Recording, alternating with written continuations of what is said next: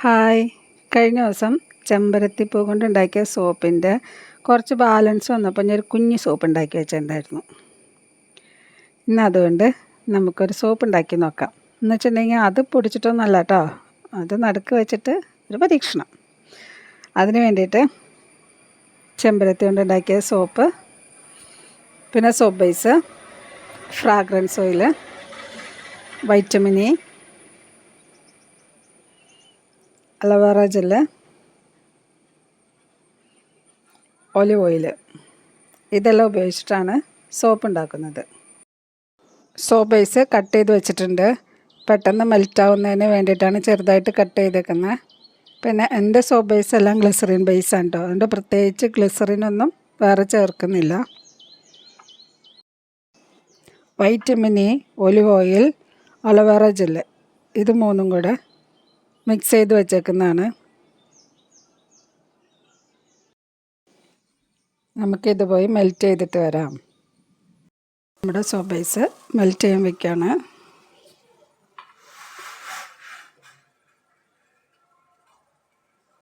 Vitamin ഇയും olive ഓയിലും aloe vera ജെല്ലിൻ്റെ mix നമുക്ക് ബേസിലേക്ക് add ചെയ്യാം.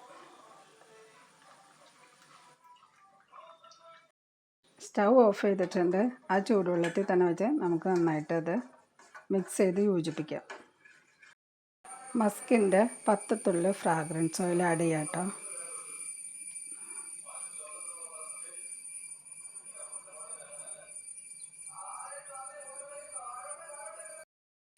ഇത് നന്നായിട്ട് ഇളക്കി യോജിപ്പിക്കാം.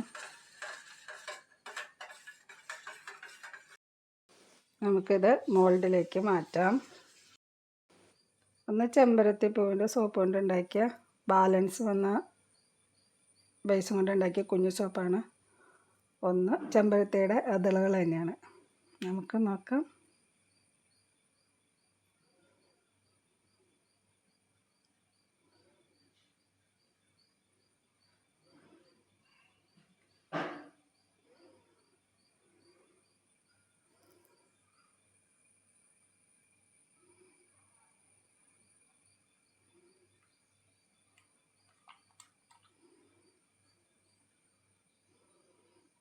ഒരുപാട് പൊക്കി ഒഴിച്ച പത വരും.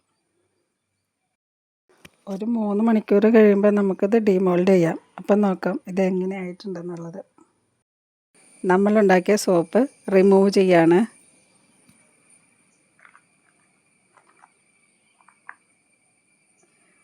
ഉദ്ദേശിച്ച പോലെ അത്ര അങ്ങോട്ട് ആയില്ലെങ്കിലും കുഴപ്പമില്ല. ചെമ്പരത്തിയുടെ ഇതളുകളിട്ടത് കാണാനൊക്കെ ഭംഗിയുണ്ട്, നല്ല കട്ടിയൊക്കെ ഉണ്ട്, കുഴപ്പമൊന്നുമില്ല, നല്ലതാണ്.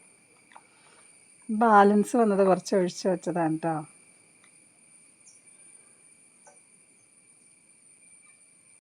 എല്ലാവരും ലൈക്ക് ചെയ്യണം, ഷെയർ ചെയ്യണം, സബ്സ്ക്രൈബ് ചെയ്യണം. അങ്ങനെ ഇന്നത്തെ നമ്മുടെ പരീക്ഷണം കഴിഞ്ഞു.